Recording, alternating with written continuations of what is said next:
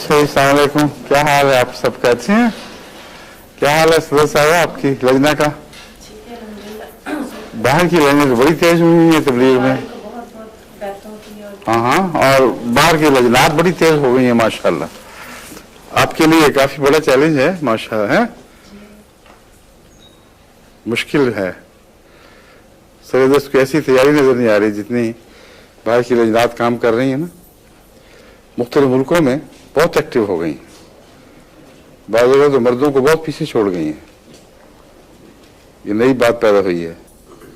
यहाँ खतरा हो जाएगा जी अगर हम ये काम करें तो लड़का को पीछे छोड़े। वो जो लजना की बैत की रिपोर्टें देख के मुझे वो अपनी पुरानी ख्वाब याद आ गई जो मैंने जलसा सालाना में पहले लजना में तकरीर के दौरान सुनाई थी कि मैं लजना मावला के उन तीरों में से हूँ जिसे है।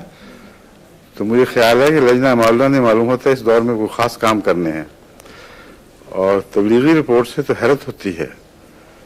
औरतें इस तरह निकली हैं मैदानों में कि बड़े बड़े मुतस्सिब लोगों की बीवियों को हमने बुला लिया है और वो अब अपने घरों में तबलीग कर रही हैं माशाल्लाह। फिर लजना लंदन का क्या हाल, इंग्लैंड का? कोई गैरत उभरी है कि नहीं अभी तक? है, शुक्र है। हाँ, अच्छा जी, अब शुरू करें फिर। भूल तो नहीं गए इस अरसे में आप लोग? अस्सलाम वालेकुम, क्या हाल है? जो पहला पढ़ा था वो भुला तो नहीं बैठे?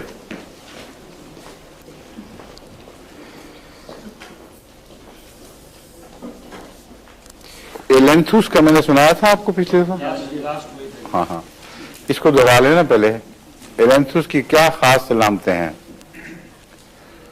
ये काली बरस के लिए जिल्द की जी, काली बरस जो है। हाँ हाँ, पर्पल फीवर्स उसमें बहुत अच्छी है।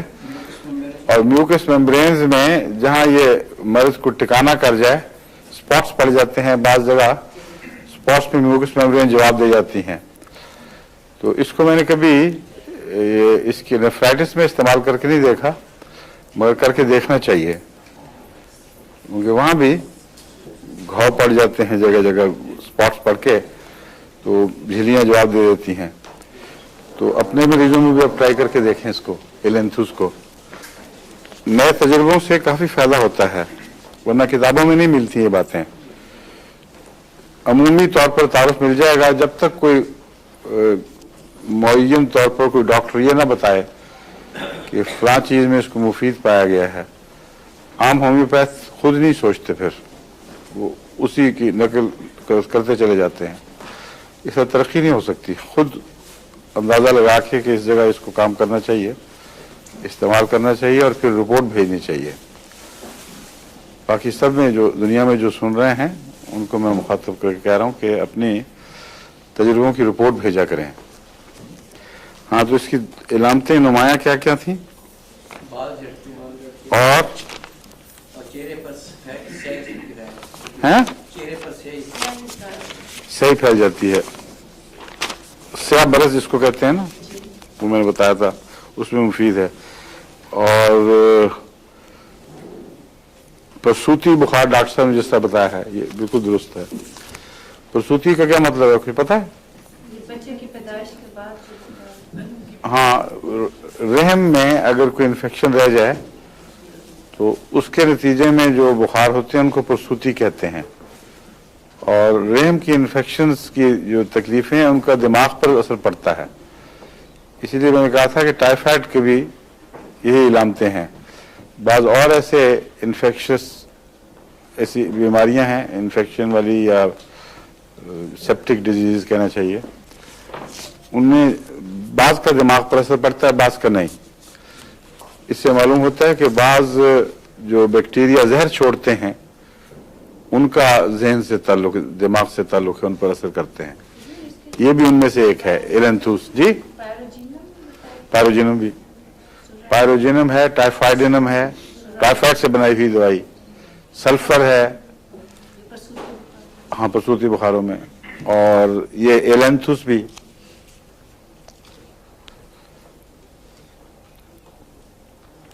बाल झड़ने पर मैंने कभी इस्तेमाल नहीं की, लेकिन लिखा हुआ है कि बाल झड़ने में मुफीद है। किस किस्म के बाल अल्लाह बेहतर जानता है, मगर आमतौर पर ये जो दवाएं हैं बाल झड़ने वाली, ये अमराज के नतीजे में बाल झड़ने से ताल्लुक़ रखती हैं। जो गंजापन है फैमिली का या किसी वजह से जल्दी बाल गंजे हो जाएं, उनके मुतालिक अलग रिसर्च होनी चाहिए। वैसे तब्दीली हो सकती है, ये मेरा तजुर्बा है। क्योंकि बाल लोग समझते हैं कि जो ख़ानदानी खून के अंदर अमराज चली आ रही हैं या जिनका शायद जीन से ताल्लुक़ हो, वो ठीक नहीं हो सकती।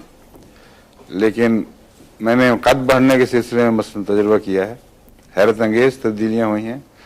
ऐसे ख़ानदान जिनके कद मुसलसल माँ बाप दोनों तरफ से छोटे छोटे चले आ रहे थे, उनमें ब्रेक थ्रू हुआ है बड़ा नुमाया। और एक जगह नहीं, मुतअद्दिद जगह, बाज़ जगह नाकाम भी होती है, गालिबन इसलिए कि मैं जो रूटीन का नुस्खा देता हूँ, हो सकता है उसके साथ सब ऐसे बौनेपन के ताल्लुक़ ना हो। जो मैं रूटीन में नुस्खा देता हूँ वो लिख लेना चाहिए, क्योंकि लोग मुझसे बहुत पूछते हैं और दफ्तर को भी लिख के भेजना पड़ता है बार बार। तो गंजेपन के जिक्र में ना मुझे याद है, बुनियादी खून के अंदर या जेनेटिकल डिजीज हों या कंजेनिटल कहना चाहिए, वो भी होती हैं बाज़ दफ़ा, उसमें तब्दीलियाँ हो जाती हैं अलग फल से। एक है बेराटा कार्प 200, बेसिलिनम 200। हाँ, बेराटा कार्प 200 और बेसिलिनम 200 ये मिला के दिया करता हूँ मैं। वैसे बेराटा कार्प की जो बुनियादी इलामत है वो ये है कि उसका बच्चे का दिमाग भी बौना हो, कुछ सिर्फ कद बौना ना हो, उसमें ये नुमाया असर करती है। और आर्टेरियोस्क्लेरोसिस में भी बहुत मुफीद है, क्योंकि दिमाग के बौना होने का शायद इससे भी ताल्लुक़ हो कि खून की शरीयानें सेहतमंद ना हो और बचपन से ही उसकी खून की सप्लाई कमज़ोर हो। बड़ी उम्र में भी इसको मैंने देखा है कि खून की सप्लाई दिमाग में दुरुस्त करने के लिए चोटी की दवा है। इसलिए होम्योपैथ जो अपने अपने तजुर्बे बयान करते हैं, तो बाज़ दफ़ा वो उसकी वजह नहीं समझ सकते। और इस दवा में आपको ये मिलेगा ओल्ड एज। अब ओल्ड एज का क्या मतलब है, उसको यंग तो नहीं कर सकती है, लेकिन बाद होम्योपैथ ने मालूम होता देखा है कि दिमाग की कमजोरियां जो बड़ी उम्र में पैदा हुई हैं, जो असल में आर्टेरियोस्क्लेरोसिस से होती हैं, उनमें इसको मुफीद देखा होगा। तो इस दवा के साथ लिख दिया जाता है बुढ़ापे की दवा, ओल्ड एज की दवा। हालांकि ये बच्चे की भी बेहतरीन दवा है और कामन अलामत वही है कि दिमाग का बौनापन भी और जिस्म का बौनापन भी। इसलिए इसको आमतौर पर मैं 200 में शुरू कराता हूँ। बेसिलिनम इसलिए कि सिली मादे अगर खून में पाए जाएं तो उसमें बेसिलिनम बहुत अच्छी दवा है। और अंदरूनी गहरी बीमारियों में बेसिलिनम को अगर मिला दिया जाए बाद दूसरी दवाओं के साथ तो अमूमी तौर पर अच्छा असर दिखाती है। रोजमर्रा के लिए सिलीशिया, कैलकेरिया फ्लोर और कालीफॉस 6x में। मेरा ख्याल है कम से कम 30% मरीज तो कम से कम इससे फायदा उठाते हैं। सिलीशिया 6x और कालीफॉस 6x और कैलकेरिया फ्लोर 6x। जिनको फायदा ना हो उनको फिर मैं बाज़ दफ़ा 30 में देता हूँ, बाज़ दफ़ा 200 में इनको बढ़ाना शुरू कर देता हूँ। और इसी तरह ऊपर की दवाएं जो हैं हफ्ते में 1-2 दफ़ा देने वाली, उनको भी ऊंचा करता हूँ।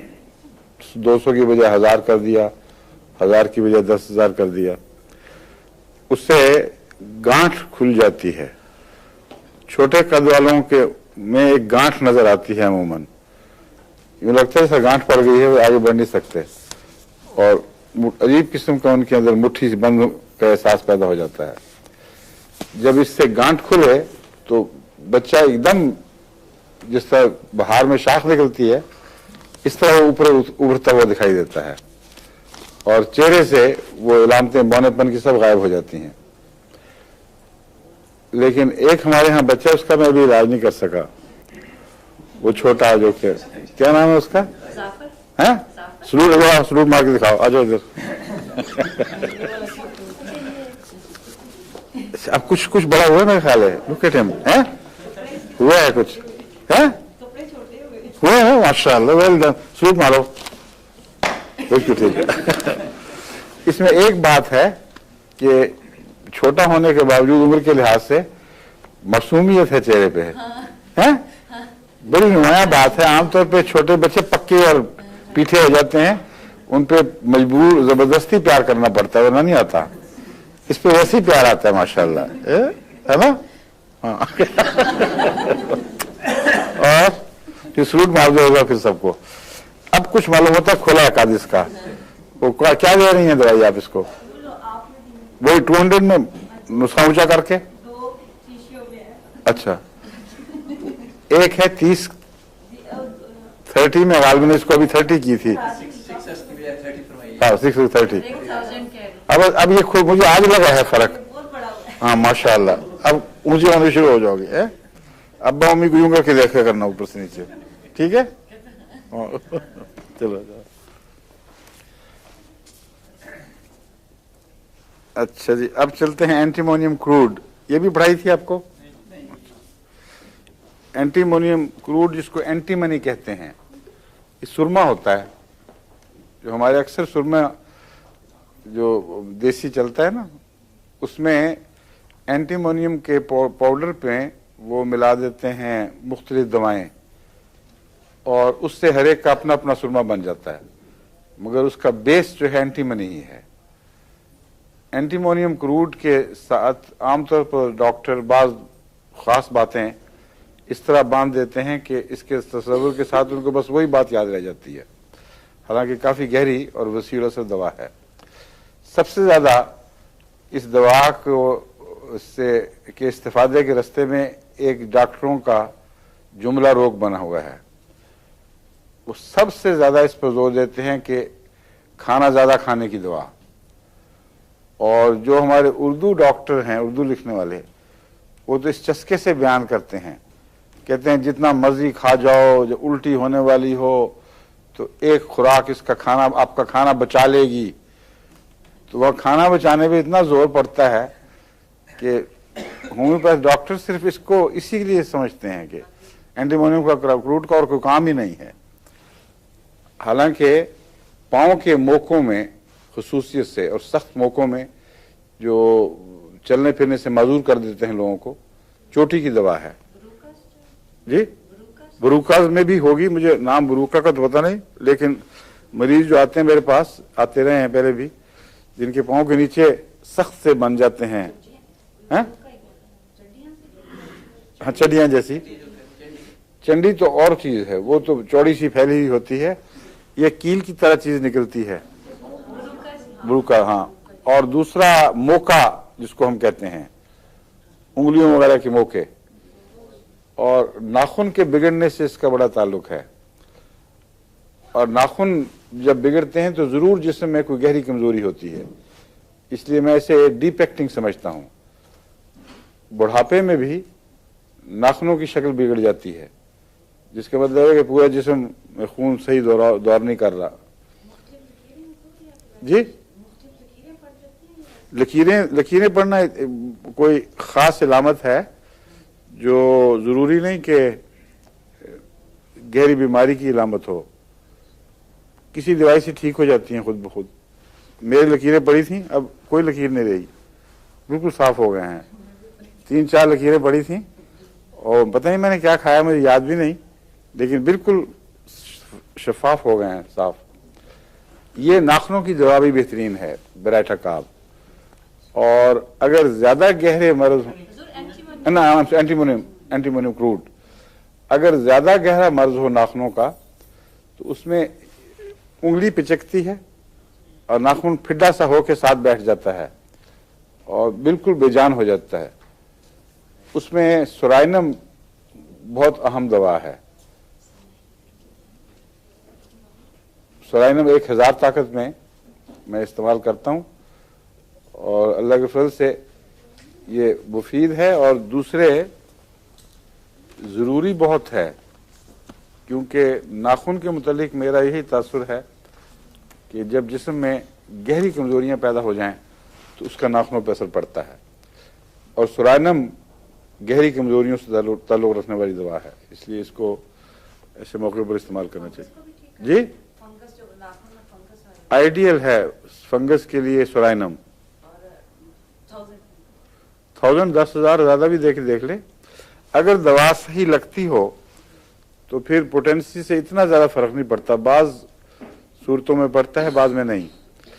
मसलन नाखूनों वगैरह में अब 1 लाख की भी दे दें तो काम करेगी, मगर मैं अमूमन निस्बतन दरमियाना हाथ रखता हूँ। बाद लोगों को शौक़ है, डॉक्टरों को बहुत ऊंचा देते हैं, वो ठीक नहीं, क्योंकि अगर ऊंची दवा दी जाए और गलत हो जाए और फिर उसके बाद उसको बदलना पड़े तो बाज़ दफ़ा आपस में टकराव से गहरे असरात पैदा हो जाते हैं। अगर वो कमर दर्द की दवाई इसलिए पहले 200 या 1000 देनी चाहिए। अच्छा, इस 200 से कम मैं सोलाइनम नहीं देता। उसकी वजह यह है कि जो भी बीमारियां नहायत गंदी अमराज से बनी हों, कोड़ वगैरह से, उनके लिए 30 ताकत ज़रा निस्बतन करीब है ज़्यादा, और 200 में तो उसका कोई इशारा करना को ख्वाब भी नहीं पाई जाती, इसलिए 200 बहुत अच्छी है।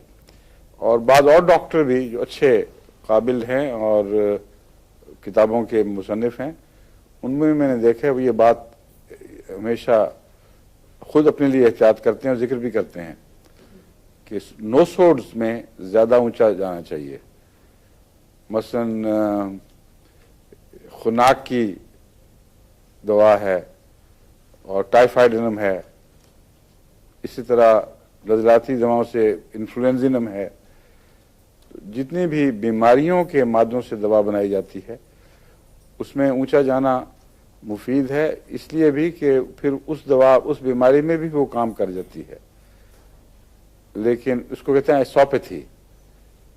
होम्योपैथी और आइसोपैथी में फ़र्क ये है कि आइसोपैथी का मतलब है जिस बीमारी से कोई जहर पैदा होता है उस जहर को उसी बीमारी में शफा के लिए इस्तेमाल किया जाए, इसको कहते हैं आइसोपैथी।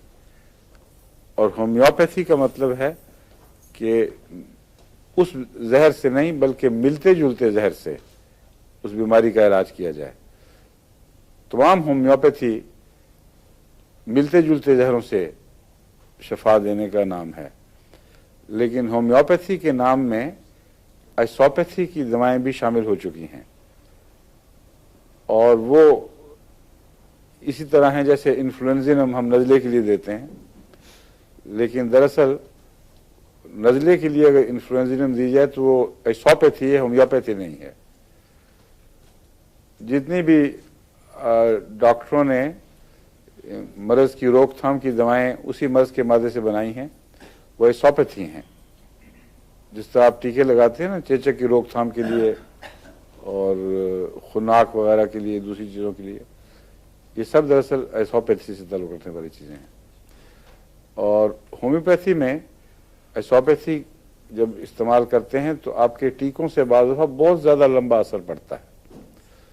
मैंने आपको शायद बताया था कि बेसिलिनम 200 अगर 2 दफ़ा दी जाए, फिर 1000 2 दफ़ा, फिर 10,000 2 दफ़ा, फिर 50,000, फिर 1 लाख, 2 साल में इसको फैला दे, रफ्ता रफ्ता वक्फा बढ़ाते रहें, तो ऐसे शख्स को खा कितना गहरा सिली मादा मौजूद हो, सारे ख़ानदान को भी सिल हो, अगर उसको वक्त पर ये दे दी जाए तो अल्लाह के फजल से फिर उस सिली मादा कोई असर नहीं दिखाता और वो घूमता फिरे बेशक सिल में, उसको कोई फ़र्क नहीं पड़ता।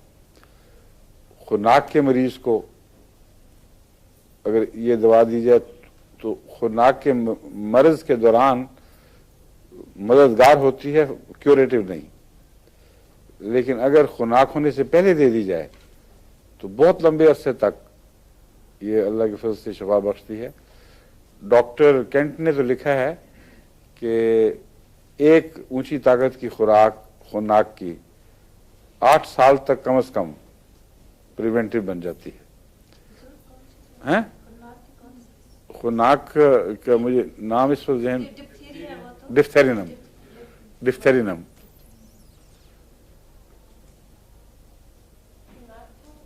जी, खुनाक बड़ी खबीस चीज है। तो बताऊं, गले में एक इन्फेक्शन होती है जो नाक की झिल्लियों तक भी चलती है और अंदर एक केक सा बनाने लग जाती है जिल्द के ऊपर, जिससे सांस बंद हो जाता है और वो गोश्त सा उग जाता है। हालांकि वो असल में गोश्त नहीं है, वो जरासीम की मैल है जो तह बतह उसका जो गंदा मादा है वो ऊपर जमाती रहती है, यहाँ तक कि सांस की नालियाँ बिल्कुल बंद हो जाती हैं और बड़ी तकलीफ से बच्चा मरता है इसमें। और अक्सर बच्चों की दवा है। मेरा ख्याल है यहाँ भी एक लाजिम तौर पर देते हैं नहीं खुनाक, डिप्थीरिया का प्रिवेंटिव। हाँ हाँ, उसमें दाखिल होती है वो, ठीक है। लेकिन इसमें अगर आप दे दें डिप्थेरिनम की ऊंची ताकत की दवाएं, चंद खुराकें, तो जैसा कि उसने लिखा है कि आमतौर पर काबिल एतबार है। इसलिए मेरा ज़ाती तजुर्बा तो इसमें नहीं है कि खुनाक का कोई वबाई मर्ज मैंने नहीं देखा, लेकिन खुनाक की इलामतों में मैंने इस्तेमाल करके देखी हैं दवाएं, बहुत मुफीद हैं। खुनाक की इलामतों में काली म्योर का बहुत गहरा ताल्लुक है और भी बहुत सी दवाएं हैं, लेकिन काली म्योर भी मुफीद है उनमें। अच्छा जी, अब चलते हैं आगे।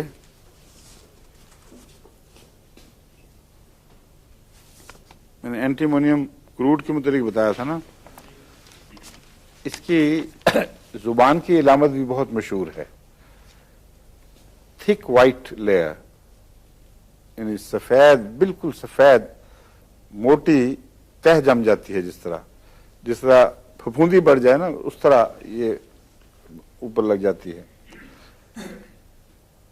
और मुंह की फफूंदियों के लिए भी मुफीद है। वो मरीज जो आखिरी दमों में हों, बाज़ दफ़ा गहरे मरीजों में उनके मुंह में फफूंदी आनी शुरू हो जाती है, उसको डॉक्टर साफ करते हैं, स्क्रैप करते हैं, कई दफ़ा साफ करने की कोशिश करते हैं। ये एंटीमोनियम क्रूड उसमें मुफीद है। पेट में बहुत हवा और पसीना बहुत आता है मरीज को,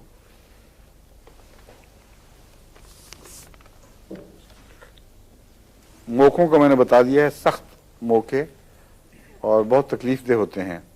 ज़्यादातर जिस्म के निचले हिस्से पर इसके मोके हैं, लेकिन लाजमी शर्त नहीं कि नीचे ही हों, ऊपर वाले मोकों में भी अगर इलामतें मिलती हों तो मुफीद हैं। पाँव के और उंगलियों के ऊपर जो टेढ़े मेढ़े से मोके निकलते हैं ना, वो उसमें मुख्तलिफ मुंह नहीं बने होते, एक ही मौका है जिसके अंदर खुरदरापन पाया जाता है। ये इसका एंटीमोनियम का क्रूड की खास इलामत है। अगर मौकों में शाखें निकली हों और फट रहा हो मौका, जैसे कटा फटा कैंसर का जख्म होता है, ऐसी सूरत में बेहतरीन चीज नाइट्रिक एसिड है। नाइट्रिक एसिड के मौके अपने अंदर एक खास वायलेंस, एक बागियाना रूह से रखते हैं। उनको लगता है जैसे ये खतरनाक चीज है, कई मुंह बनाए हुए फटे कटे फटे, उसमें वो बेहतरीन है। कैंसर के जख्मों में एक और चीज बहुत ही मुफीद है, जिसके मुतालिक अब एलोपैथिक डॉक्टर्स ने भी अपने जर्नल्स में कई दफ़ा इजहार किया है, वो है शहद। सिर्फ शहद जख्म पर लगाया जाए तो बेहतरीन फ़ायदा देने वाली चीज़ है। एक डॉक्टर का मैंने पढ़ा था, ये मुझे शहद के मौजू पर किताबें पढ़ने में मालूम हुआ, वो कि होम्योपैथी किताब में नहीं लिखा होगा, उसमें शहद के मौजू पर एक रशिया में बड़ी तहकीक हुई है और इंग्लिस्तान में भी हो रही है। तो किसी डॉक्टर ने जो किताब लिखी है उसमें इनके हवाले देकर, बाद ब्रिटिश जर्नल के हवाले भी दिए हुए थे, सर्जन्स के हवाले दिए हुए थे, कि हमने ऐसे जख्मों में जो कैंसरस हों या वाक़यातन कैंसर के जख्म हों, उनमें सिर्फ शहद का लेप बहुत मुफीद देखा है। और खालिस शहद होना चाहिए, जिसमें वो ना हो, जमा हुआ ना हो, क्योंकि जमा हुआ शहद को लगाने में खुद जख्म के अंदर एक बगावत पैदा होती है। लिक्विड शहद हो वो लगा दिया जाए, इससे पानी निकलता है बहुत, और थोड़ी देर में ही वो जख्म जो है वो लगता है कि निकाल दिया शहद को।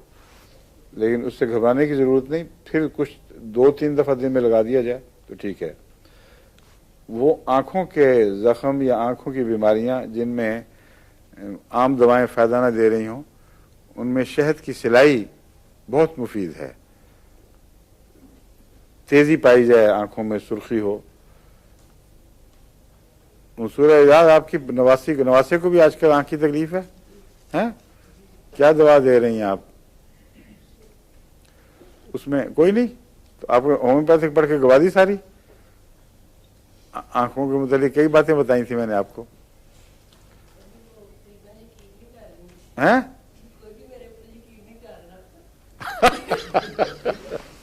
ये बड़ी मुसीबत है। कहती है मैं क्या कहूँ, मेरे घर मुझ पे कोई यकीन ही नहीं करता घर में। मेरा भी यही हाल था, फिक्र न करें, ठीक हो जाएगा।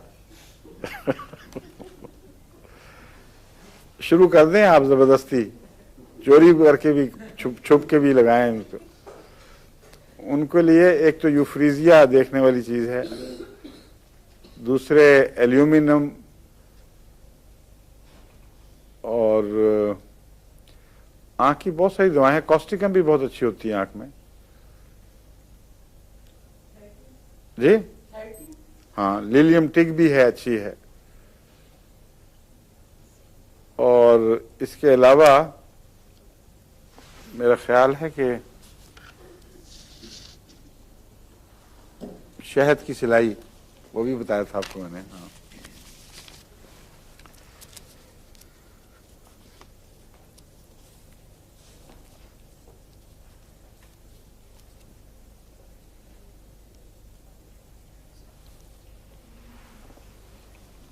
एक दवा एंटीमोनियम टार्ट है, एक एंटीमोनियम क्रूड है। क्रूड जो है वो सॉल्ट नहीं है, बल्कि असल पत्थर के पाउडर से बनाई जाती है। और एंटीमोनियम टार्ट एंटीमनी का कंपाउंड है कोई, मुझे इस वक्त उसका फार्मूला याद नहीं। ये टार्ट दमे के लिए उस वक्त मुफीद होती है जब दमा अपने आखिरी दमों पर हो और मरीज की जो दिफाई कुव्वतें हैं वो जवाब दे रही हों, और नथने सिकुड़ जाते हैं और सांस नहीं आ रहा, ना रिएक्शन महसूस होता है। ऐसी सूरत में 2 दवाएं हैं जो आपको अजबर होनी चाहिए, बल्कि 3। एक कार्बोवेज, एक एंटीमोनियम टार्ट और एक आर्सेनिक। एंटीमोनियम टार्ट एपिकॉक की अगली हिस्से की, यानी उससे अगले मरहले की दवा है।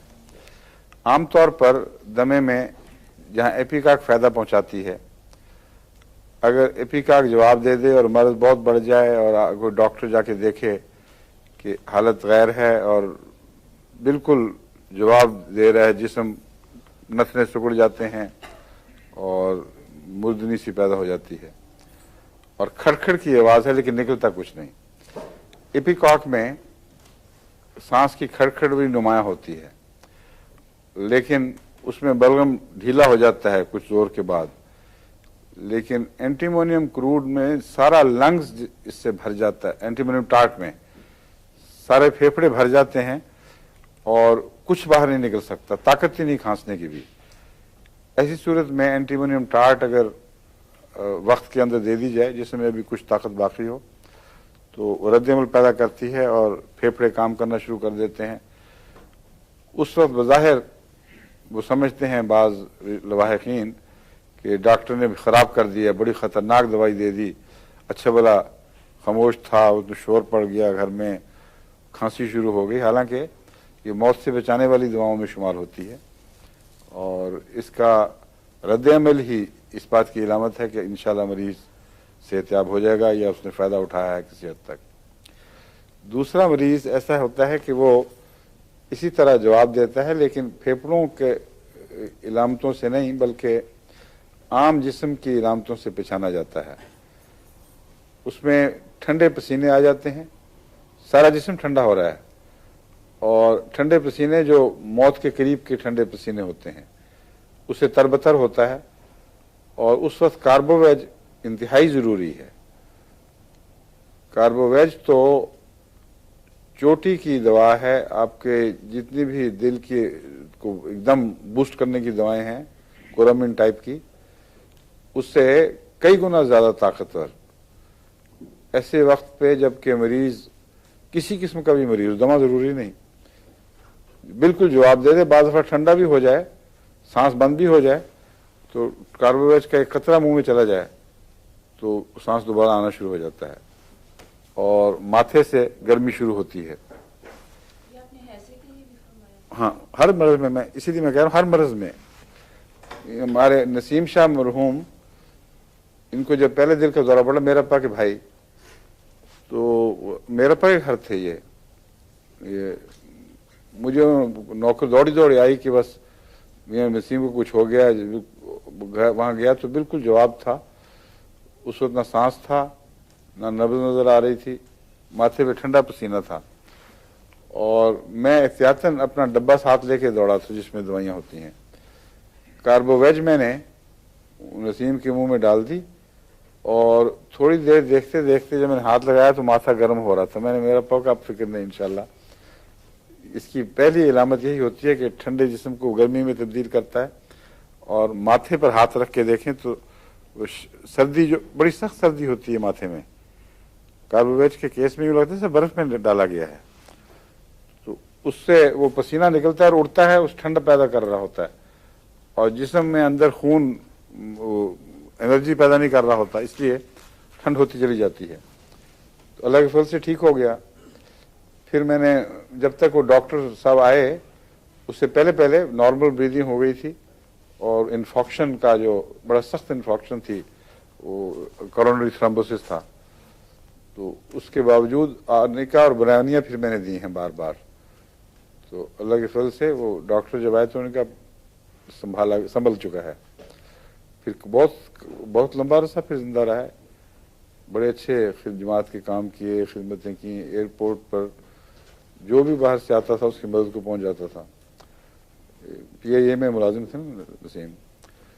तो मैं बता रहा हूँ कार्बोवेज किसी ख़ास मर्ज़ के नाम के लिए नहीं बल्कि बाज़ इलामतों के नाम पर है और वो नुमाया इलामत जिस्म का ठंडा हो जाना और दिफाई ताकतों का जवाब दे देना, यहाँ तक कि सांस और नब्ज़ भी अगर अभी रुके ही हों और दिमाग ना मरा हो तो कार्बोवेज बहुत मुफीद है।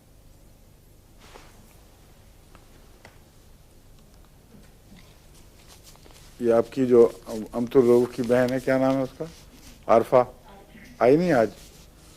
आरफा को भी जब जवाब दे गई थी तो पहले कार्बोवेज ही दिलवाई थी, उसके बाद फिर कॉस्टिकम वगैरह दिया था जिससे फिर पेशाब जारी हो गया था वो, वरना खून पहले तो बिल्कुल पता लगा अस्पताल में कि जवाब दे, डॉक्टर कहते हैं बस अब कुछ नहीं हो सकता। तो मैंने इनको दौड़ाया, मैंने कहा आप पहले कार्बोवेज डालें 2-3 खुराकें, फिर उससे होश आ गया, आहिस्ता आहिस्ता सांस जारी हो गया नॉर्मल ठीक ठाक। फिर उनका पेशाब बंद था बिल्कुल। जब मैंने दवा दी, कॉस्टिकम जो शॉक से पेशाब बंद होता है और आमतौर पर बच्चों की पैदाइश के बाद अगर किसी औरत का पेशाब बंद हो तो बेहतरीन दवा है, ये चोटी की दवा है, इसे कभी नहीं भूलना चाहिए क्योंकि बहुत ज़रूरत पड़ती है, बहुत फ़ायदा देती है अल्लाह के फजल से। तो कॉस्टिकम मैंने कहा दें, तो पहले तो बड़ी घबराहट की इत्तला मिली कि खून आ रहा है पेशाब की बजाय। मैंने कहा शुक्र करें आ रहा है, ये तो साफ हो जाएगा, ये जमा हुआ इकट्ठा हुआ खून है, जो निकलेगा तो ठीक होगा। एक ही दिन के अंदर शाम तक वो पिंक सर हो गया, पेशाब शुरू हो गया, उसके बाद दूसरे दिन ठीक ठाक बिल्कुल। तो ये दवाएं जो इमरजेंसी की हैं ख़ास तौर पर, वो तो जहन पर इस तरह नक्श होनी चाहिए कि अजबर हों बिल्कुल। तो एंटीमोनियम टार्ट भी दमे की इंतहाई बिगड़ी हुई हालत में काम आती है। एक तीसरी दवा है आर्सेनिक। आर्सेनिक में अगर सांस बिल्कुल छोटा हो और खुश्की हो जिस्म में भी, और शदीद बेचैनी की इलामतें, सर इधर उधर मार रहा है मरीज और बाज़ दफ़ा हिल भी नहीं सकता, तो नब्ज़ भी छोटी हो चुकी होती है, बारीक और छोटी सांस भी, तो ऐसी सूरत में आर्सेनिक खुदा के फजल से काफ़ी अच्छा असर दिखाता है।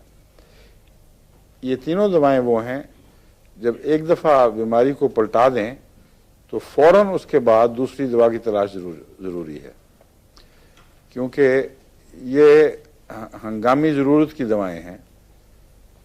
बाज़ सूरतों में गहरा असर दिखाने वाली भी हैं, लेकिन इनका अपना एक मर्ज़ है। जब हर मर्ज़ में काम आए वो हंगामी ज़रूरत की होती हैं, हर मर्ज़ के क्राइसिस पर काम आने वाली हैं। लेकिन असल मर्ज़ की अगर आपने तलाश ना की तो दोबारा फिर ये हुआ तो फिर ये दवा भी या थोड़ा देगी या फ़ायदा देगी नहीं। इसलिए इसके फ़ौरन बाद असल मर्ज़ की तरफ तवज्जो और उसके लिए सही दवा की तलाश ज़रूरी है। लंग्स के फेलियर्स में मसलन सल्फ़र 200 और लाइकोपोडियम 200 ये बहुत अच्छी दवाएं हैं, और ये वो वक्ती असर वाली दवाएं नहीं हैं, ये मुस्तक़िल असर दिखाने वाली हैं और गहरे असरात वाली। ऐसा मरीज जो बिल्कुल मौत के किनारे पहुंचा हुआ, डॉक्टरों ने जवाब दिया हुआ, उसका ये लटक गया था जबड़ा भी, और आमतौर पर डॉक्टरों ने लटके हुए जबड़ों के साथ म्यूरेटिक एसिड को बांध दिया है। इसलिए लोग ये समझते हैं कि म्यूरेटिक एसिड जब भी जबड़ा लटक जाए मरीज का, यानी इतनी ताकत ना हो मसल में कि संभाल सके, तो म्यूरेटिक एसिड काम आता है। म्यूरेटिक एसिड से बहुत ज़्यादा असर करने वाली दवा कार्बोवेज है, और ये चूँकि मौत के कुर्ब की हालत है, उसमें कार्बोवेज से बेहतर कोई दवा नहीं है। ऐसे एक मरीज को मैंने दी और थोड़ी देर के बाद नर्सें डॉक्टर दोबारा वापस आ गए, होश आ गई। फिर उसके बाद जो जहन पर असर था, जो इस अरसे में खून की कमी की वजह से जहन के हिस्से या माऊफ हुए हैं या कुछ बात होती है, तो जब वो दोबारा खून जारी होता है तो पागलपन की इलामतें आ जाती हैं और जोश और जुनून की कैफियत होती है। उसमें सल्फर बेहतरीन है, बहुत गहरे असर वाली दवा है। लंग्स में भी चोटी की दवा है, और लाइकोपोडियम भी खास उसकी इलामतों में जब आएगी बारी फिर मैं तफसील से सुनाऊंगा। मगर ये इमरजेंसी की दवाएं हैं, आपको याद रखनी चाहिए, और इमरजेंसी के फ़ौरन बाद फिर मुस्तकिल दवा की तलाश ज़रूरी है।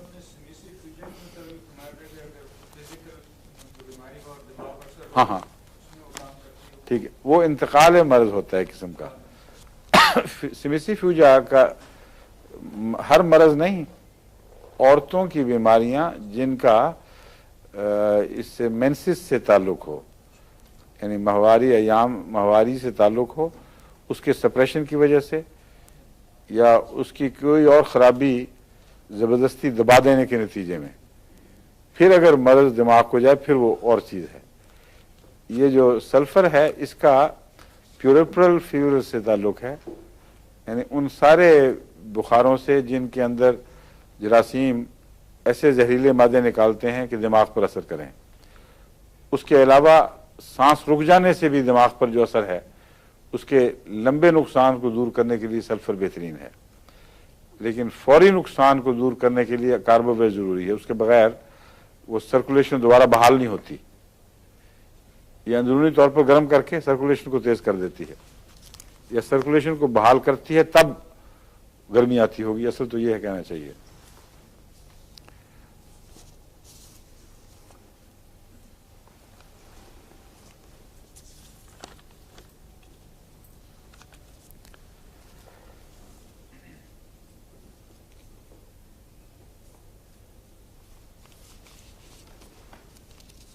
मैंने कुछ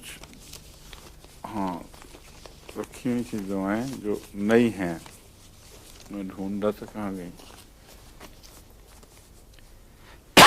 एंटीमोनियम टार्ट बता रहा था मैं आपको, इसका मिजाज भी समझना चाहिए। इसके मिजाज में गुस्सा और बदतमीजी भी पाई जाती है। आमतौर पर एंटीमोनियम जिसको जरूरत पड़ती है, अगर उसका मिजाज गुस्सीला हो और बदतमीजी वाला हो, जिसको लगता है बदअखलाक बच्चा है या बदअखलाक औरत है, तो उसमें यही उसकी मुस्तकिल दवा भी बन जाती है। वक्ती नहीं बल्कि मुस्तकिल भी, क्योंकि इसका मिजाज मिलता है। फिर बस मिजाज के साथ अगर दवा को आप मिलाएं तो वो आर्जी दवाई नहीं कहलाएगी, वही दवा जो आर्जी तौर पर भी काम आएगी, मुस्तकिल भी काम आएगी। और इसकी बात दूसरी इलामतें ये हैं कि गम के असरात इतने नहीं जितने इसमें दो तीन मिजाज हैं जो खून के साथ ताल्लुक रखने वाले बाज मादों से। एक गाउटी मिजाज है, और बेचारे गाउटी में है कुछ बदमिजाज भी हो जाते होंगे हर वक्त की। हाँ, लेकिन हर गाउट में बदमिजाजी नहीं लिखी होती, बाज में है, इसमें है बदमिजाजी। गाउट से मुराद सिर्फ छोटी उंगलियों का दर्द नहीं, जो टेक्निकली डॉक्टरी लिहाज से तो गाउट उंगलियों और पोरों के दर्दों के लिए जहां वहां बैठते हैं ना जब मादे, उसको गाउट कहते हैं। और बड़े जोड़ों के लिए और असाब के लिए उसको रूमेटिज्म कहते हैं।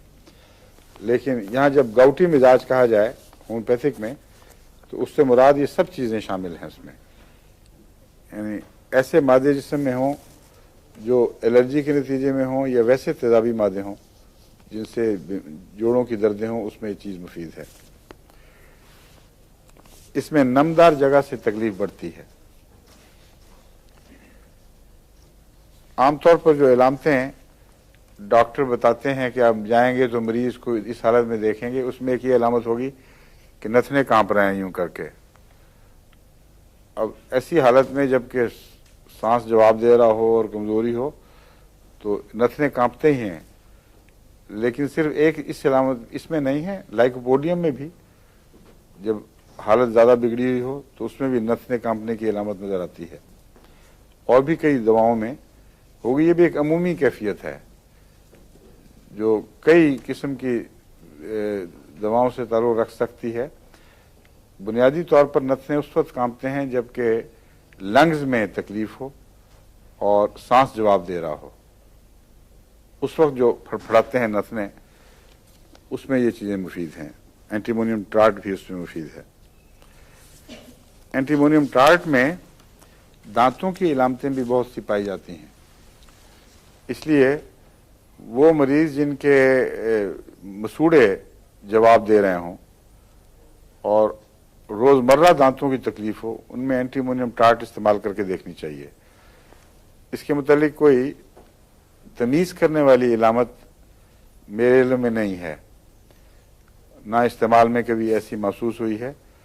बाज़ दफ़ा दांतों के अमराज की तशख़ीस तमीज़ के तौर पर बहुत मुश्किल होती है। उसके लिए मैं तो अब तक यही करता रहा हूँ कि आम तौर पर जो मसूड़ों को ताकत देने वाली दवाएं हैं या ख़ास दवाएं जिनका दांतों से गहरा ताल्लुक़ है, उनको कभी तफाकन एक के बाद दूसरी इस्तेमाल कर लिया। कभी बाज़ दवाओं में नुमायाँ अपनी ज़ाती इलामत पाई जाती है। मसलन हमल के ज़माने में दांत में दर्द हो तो मैग्नीशिया कार्ब का उससे गहरा ताल्लुक़ है, मैग कार्ब। और अगर स्याही ज़्यादा हो दांतों में तो क्रियोजोट की तरफ जाता है दिमाग। जो कीड़े लगते हैं ना बच्चों के, काले दांत हो जाते हैं, अगर जड़ों से गलने शुरू हो जाएं तो स्टेफिसेग्रिया या मरकरी की बाज़ दवाएं, मरकरी सॉल्ट्स में से बाज़ मुफीद हो सकते हैं। तो चंद पहलुओं के लिहाज से दांतों के मर्ज पहचाने जाते हैं, मगर ज़्यादातर वो मर्ज पहचाने जाते हैं जिनका दांतों की हड्डी से ताल्लुक या दांतों के छिलके से ताल्लुक हो। मसलन कैलकेरिया फ्लोर है, उसका भी ताल्लुक है। अब तक मेरे इल्म में मसूड़ों की मुमताज़ करने वाली इलामतें कोई नहीं आई। जिनके मसूड़े जवाब दें उनमें गहरी दवाइयाँ काम आएंगी। मसलन कार्बोवेज है और एंटीमोनियम टार्ट है। इसी तरह मसूड़ों की अमराज में जो एमोनियम कार्ब है वो भी मसूड़ों के लिए मुफीद हो सकती है। तो इस पर भी अगर कोई अहमदी होम्योपैथ सुन रहे हों, उनको तजर्बे में कोई बातें आई हों जो यकीनी हों। यकीनी से मुराद ये है कि बहुत सारे हमारे होम्योपैथ खुशफहम बहुत होते हैं। कोई दवाई दे दी तो फ़ायदा हुआ तो मशहूर कर दिया, बस कमाल तीर बहदफ नुस्खा हाथ आ गया है, और वो तीर बहदफ उनके हाथ से लगता है, किसी और के हाथ से नहीं लगता। लंबे तजर्बे करने चाहिए। एक मरीज को देखा, उसकी इलामतों को नोट किया, फिर दूसरे को, फिर तीसरे को। जब ये यकीन हो जाए कि ये दवा हर हाथ में मुफीद होगी तब बताना चाहिए। और बेहतर ये है कि उसका रिकॉर्ड रखा जाए कि कितने मरीजों में ये तजर्बा करके देखा गया और फ़ायदा हुआ है। मेरे पास तो रिकॉर्ड रखने का वक्त तो नहीं होता था, लेकिन मैं ज़हनी तौर पर एक तखमीना लगा लिया करता था परसेंटेज का। इसलिए मैं समझता हूँ वो दवा जो 30% या ज़ायद में काम देती है, जबकि बहुत इलामतों की छानबीन की ज़रूरत पेश ना आए, वो यकीनन एक फ़ायदेमंद दुआ समझनी चाहिए और इस लायक है कि उसे ज़हन में मुस्ताज़र रखा जाए, वक्त के ऊपर उसको इस्तेमाल किया जाए। पाँव मुतवर्रम की इलामत इसमें लिखी होती है। इस पर मेरा कोई तजर्बा नहीं है, मगर मुमकिन है कि इसका दिल पर असर हो। एंटीमोनियम टार्ट का, क्योंकि मेरे तजर्बे में 3 चीज़ें ऐसी हैं जिनसे पाँव मुतवर्रम हुआ करते हैं। एक है गुर्दे की बीमारी, एक है जिगर की खराबी और एक दिल की। ये 3 बुनियादी आज़ा हैं जिनका पाँव के मुतवर्रम होने से ताल्लुक़ है। गुर्दे की बीमारी में अमूमन चेहरा ज़रूर मुतवर्रम होता है और जिगर की बीमारियों में भी चेहरे पर वर्म होता है, पाँव पर भी होता है। लेकिन जो गुर्दे की बीमारी है उसका ताल्लुक आँख से ज़्यादा है और आँख के निचला हिस्सा जो है इससे ज़्यादा है, और ऊपर का हिस्सा भी मुतवर्रम होता है। बाज़ों को तो वैसे ही भारी होती है आँख, लेकिन जिनकी भारी ना भी हो उनके भी यहाँ से लटक जाते हैं।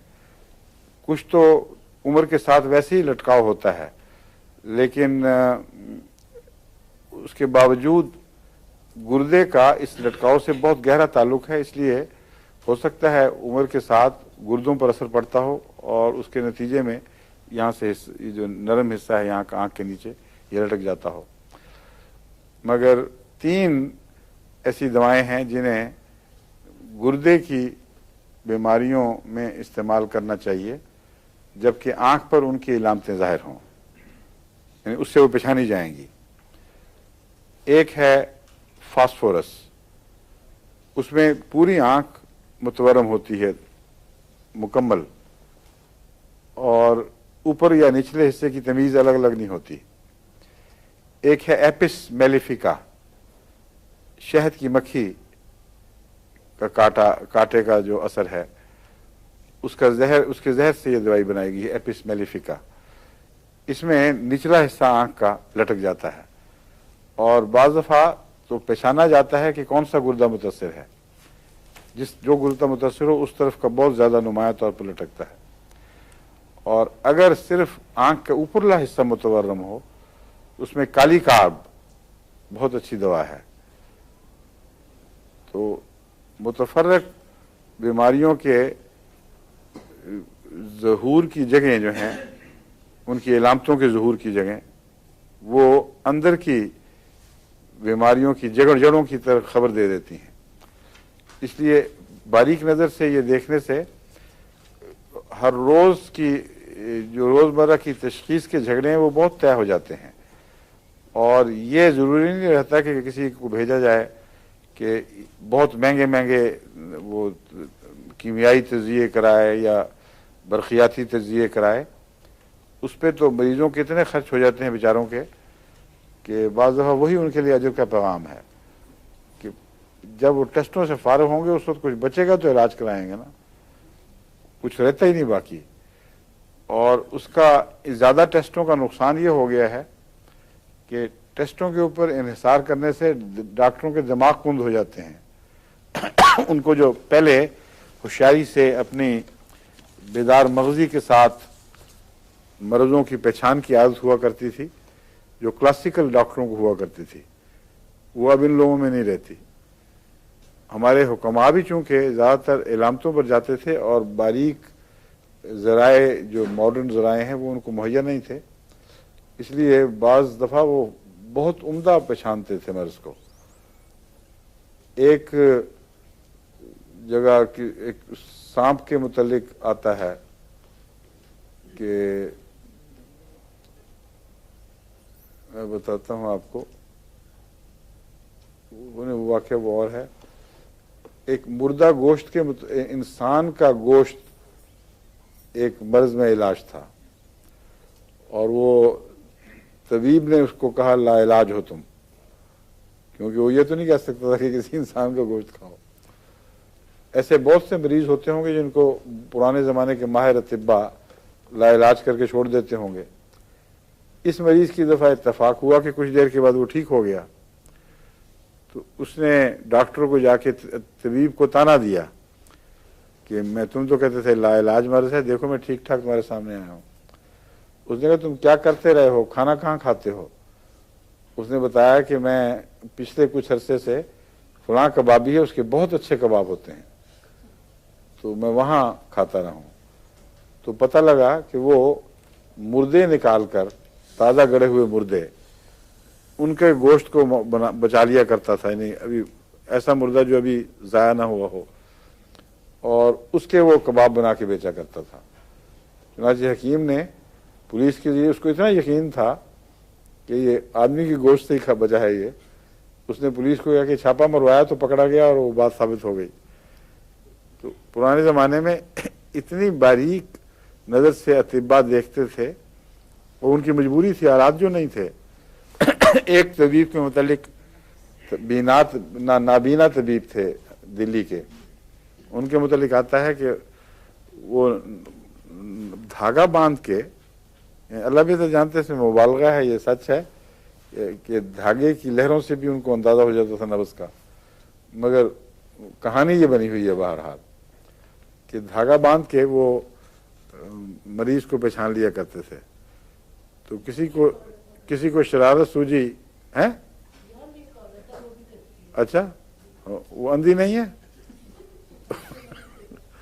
वो तो अंधे थे, मजबूर थे, क्योंकि क्या अच्छा नहीं, मेरा ख्याल है कि ये सारी बाकी तो गप्पे होंगी, उनका तो मुझे पता नहीं वाकया क्या था, लेकिन चूंकि ये रवायतन चला आ रहा है और काफ़ी मशहूर वाकया है उनका, उनके वाकयात बहुत से मशहूर हैं। नाबीना मरीज दिल्ली के बहुत शोहरत थी उनकी सारे हिंदुस्तान में।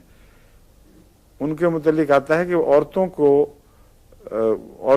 कहते थे कि धागा बांध लो, और धागे को पकड़ते थे और उसके बाद कहते थे कि ये मर्ज है। तो किसी को शरारत सूझी तो उसने बुरके के अंदर बिल्ली रख ली, और जब उन्होंने कहा धागा बांधो तो बिल्ली की उसके हाथ पे उसने धागा बांध कर धागा पकड़ा दिया। तो हकीम साहब कुछ देर सोचने के बाद कहने लगे कि इसको छिछड़े खिलाओ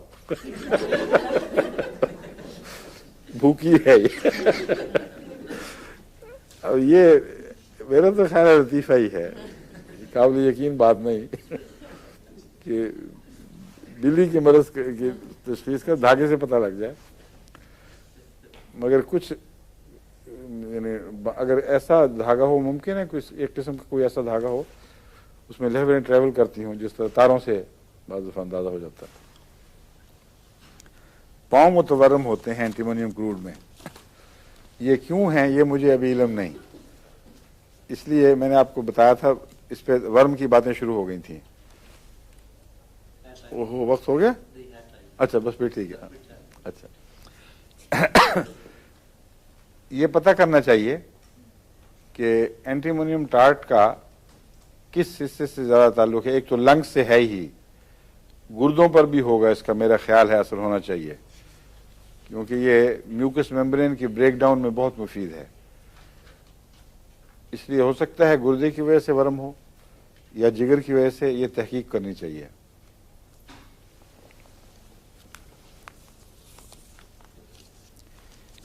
एपिस मेलिफिका, इसका जिक्र पहले गुजर चुका है। एपिस शहद की मक्खी के जहर से बनाई जाती है। शहद की मक्खी के जहर में भी खुदा ताला ने शिफा रखी है और शहद में भी शिफा रखी है।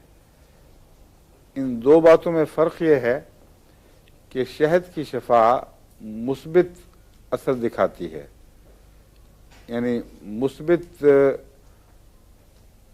इन मानों में कि उसके अंदर जो भी मादे मौजूद हैं उनके रद्द अमल के तौर पर नहीं, बज़ाहिर यही इल्म है हमारा, कि बल्कि उनके अंदर शफा के मादे मौजूद हैं जो बरह रास्त असर दिखाते हैं।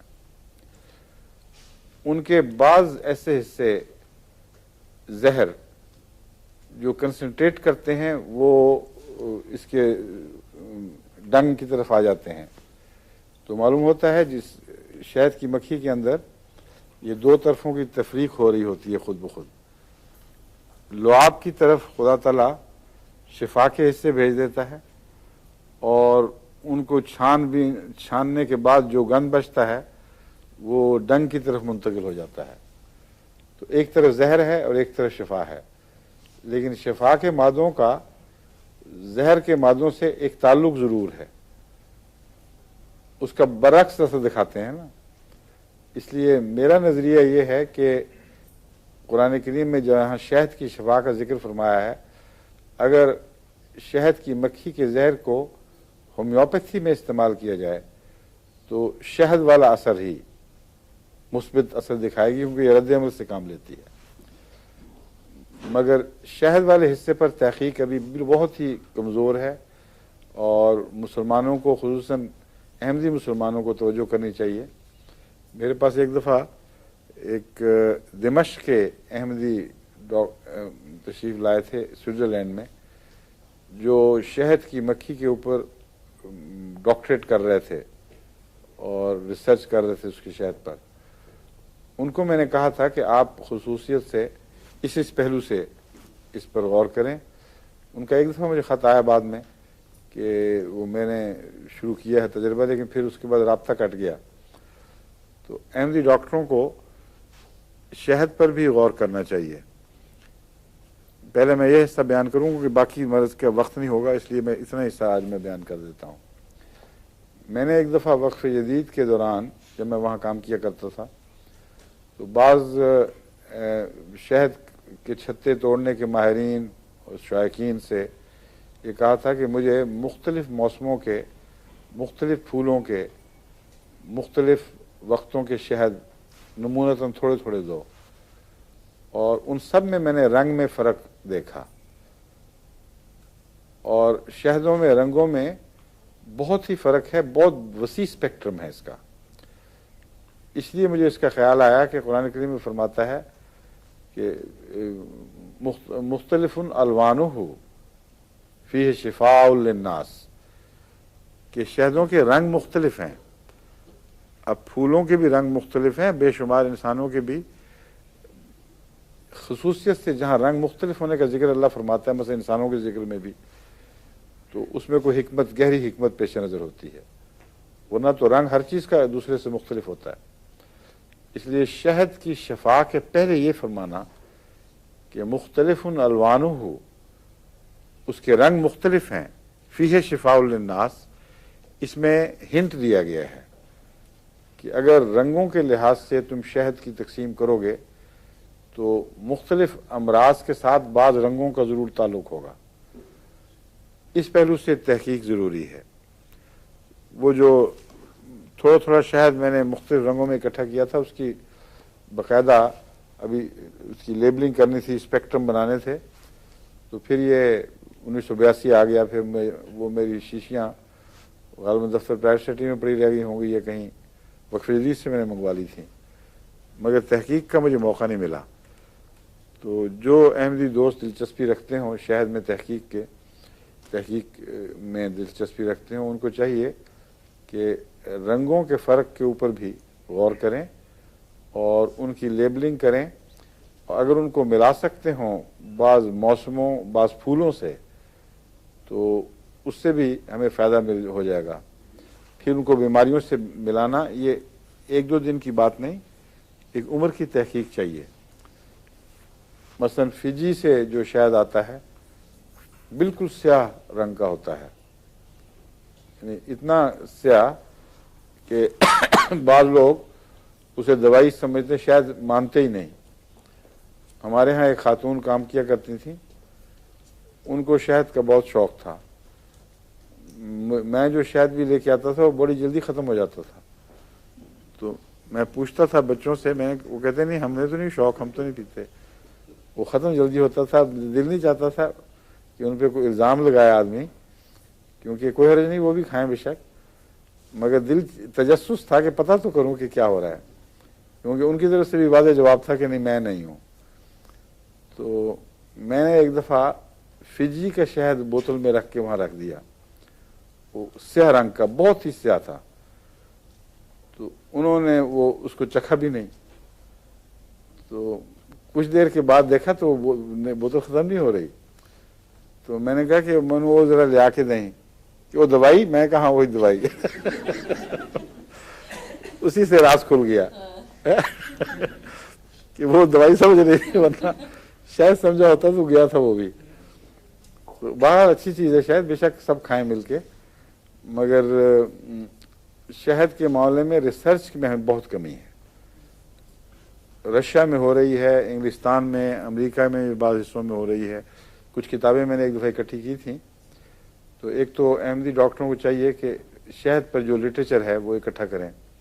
आपको भी शौक़ है मुबशर नई नई तहकीक का, शहद पर भी है ना आपको शौक़? हम बताएं क्या क्या आपने किताबें देखी हैं?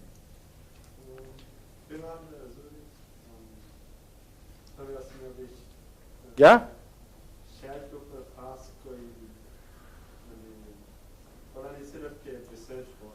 रिसर्च ये पता है सिर्फ, अभी इकट्ठी नहीं की किताबें। अब चीनी सिस्टम पर तो करते रहते हैं, मुझे भी भेजते रहते हैं, शायद पर नहीं की अभी। सरे दस्त तो किसी को यहाँ भी जो ब्रिटिश म्यूजियम लाइब्रेरी वगैरह जो बड़ी लाइब्रेरियाँ हैं उनसे शहद के मुतालिक मुख्तलिफ किताबें निकलवा के पढ़नी चाहिए। और बाज़ तराजिम हुए हैं गैर ज़बानों के, उनमें भी पढ़नी चाहिए। रशिया में भी प्रोग्राम हमारा जाता है, वहाँ उज़्बेकिस्तान वगैरह, वहाँ भी जो अहमदी ख़वातीन या दूसरे दोस्त सुनते हैं मर्द भी, वो भी पता करें। रशिया में बहुत तहकीक हुई है। मॉस्को में अल्लाह के फजल से अब एक बहुत काबिल खातून अहमदी हुई हैं और वो बड़ी स्कॉलरली लेडी हैं। वो भी मुझे पता लगा था कि सुनती हैं हमारे प्रोग्राम। तो अगर उन तक आवाज़ पहुँचे तो वो भी मॉस्को लाइब्रेरी से पता करें। तो हाँ, वो ज़रा हल्की किस्म की हैं चीज़ें। मैं गहरी रिसर्च की बात कर रहा हूँ। ये ऐसी हैं जो अवामी पॉपुलैरिटी के लिए ये चुटकुले बताने वाली चीज़ें हैं। शहद के ऊपर जो हकीकतन तहकीक हुई है साइंटिफिक, उसमें और किस्म की किताबें मिलती हैं। वो डेनमार्क में तो प्रोपोलिस पे हुई थी ना। शहद के शफा के ताल्लुकात में प्रोपोलिस भी एक चीज़ है, वो अभी मैं जिक्र छेड़ा नहीं उसका, वो बाद में बताऊंगा। लेकिन सरेदस्त तो जहर की बात होम्योपैथी के लिहाज से बताऊंगा। शहद के मुतालिक मैं बात कर रहा हूँ मुस्बित असरात। एक मैंने आपको बताया है कि कैंसर के ज़ख्मों के लिए तो तहकीक शुदा बात है कि मुफीद है। आँखों की बीमारियों में मुफीद बताया जाता है। और आम तौर पर अमूमी तौर पर इसको शफा के लिए समझा जाता है, लेकिन जैसा कि हक है तहकीक नहीं हुई, क्योंकि ये नामुमकिन है कि कुरान करीम एक चीज़ को ख़ास तौर पर चुन ले और कहे फ़ी शिफ़ाउल लिन्नास और उसमें कोई गहरा सिस्टम ना हो। तो सिस्टम नहीं अभी तक दरियाफ्त किया इंसान ने। उस पर मैं अहमदी डॉक्टरों को तलकीन कर रहा हूँ और दूसरे शहद वालों को, डॉक्टर हों या ना हो, शहद में दिलचस्पी लेने वालों को, वो सिस्टमेटिकली तहकीक का प्रोग्राम बनाएं और जो तहकीक का प्रोग्राम बनाए वो मुझे लिखें, ताकि उसमें उनका जो सिनॉप्सिस है तहकीक का, उसमें मैं उनको बता दूं कि आप इसकी वजह ये काम करें या ये बातें रह गई हैं नज़र से, उसको दाखिल करें। दूसरे इसका फ़ायदा ये होगा कि मैं ये काम तकसीम कर सकूँगा, यानी एक ही किस्म की तहकीक सब ना कर रहे हों, बल्कि मुख्तलिफ, हवा चली है तो उड़ रही से, मुख्तलिफ हिस्सों में मुख्तलिफ लोगों के थ्रू तहकीक की जाए। उससे काम बहुत वसी हो जाएगा और जल्दी हम अच्छे नताइज तक पहुँच सकते हैं। फिर हर एक को ये भी नहीं पता होता कि तहकीक होती क्या है। मसलन ये तो नहीं कि हर बीमारी में शहद पिलाई जाओ, कोई कुछ ना कुछ फ़ायदा हो जाता होगा, लेकिन तहकीक और चीज़ को कहते हैं। मुअय्यन वाज़े तौर पर एक चीज़ का इल्म होना ज़रूरी है कि इसमें ये चीज़ ऐसी है जो फ़लाँ किस्म के मर्ज़ में फ़लाँ जगह मुफीद होगी, और फिर जब आप ये देखेंगे तो बाज़ शहदों में नहीं होगा फ़ायदा। फिर जब आप मज़ीद तहकीक करेंगे तो पता चलेगा कि फ़लाँ मौसम में फ़लाँ फूल का शहद ये असर रखता है। मसलन नीम का शहद है, वो कड़वा भी होता है, इसलिए लोग पसंद नहीं करते, मगर ज़ाबितस वगैरह में मुफीद बताया जाता है। ज़फ़रुल्लाह खान साहब वज़ीर ताला अन्हु ने एक दफ़ा मुझे कहा था, मैंने उनके लिए तलाश करवाया था एक जंगल से, और काफ़ी मैंने चख के देखा था, काफ़ी कड़वाहट पाई जाती है। हाँ, वो भी होता होगा, लेकिन मैं नीम की बात कर रहा हूँ। कीकर का शहद अपना असर रखता है, हर एक शहद अलग अलग असर है।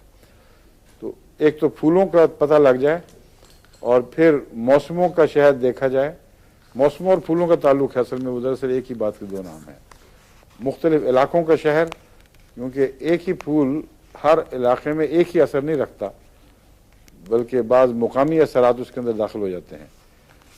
फिर उनको रंगों से मिलाना, और फिर बीमारियों में ये मुअय्यन कि फ़लाँ चीज़ का शहद फ़लाँ बीमारी में मुफीद है, ये अगर पता लग जाए तो फिर इसको कहते हैं एक तहकीक। फिर एक नई किस्म का हमें फार्माकोपिया तैयार हो जाएगा और मटीरियल मेडिका इंशाल्लाह समय बनेगा।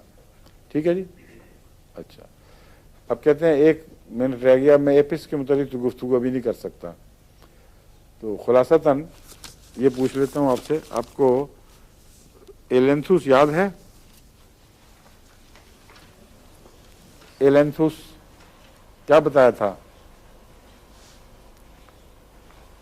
काले दाग, और ये जो है वो झिल्लियों में बीमारी का बैठ रहना, ब्रेक डाउन हो जाता है झिल्लियों का, और हैं प्रसूति बुखार में, और एक और चीज बाल के मुतालिक पता, मैंने कहा था कि पता करें कि किस किस्म के बालों के गिरने का इलाज है। सोराइनम जो है वो गंजेपन में मुफीद है, और भी कई होंगे, इसलिए बाज़ बाल झड़ने का ताल्लुक मुअय्यन आर्जी बीमारियों से है, बाज़ों का मुस्तकिल बीमारियों से, बाज़ मिजाजी हैं। ये बात चली थी तो फिर हम दूसरी तरफ चले गए थे, बात यहाँ से शुरू हुई थी।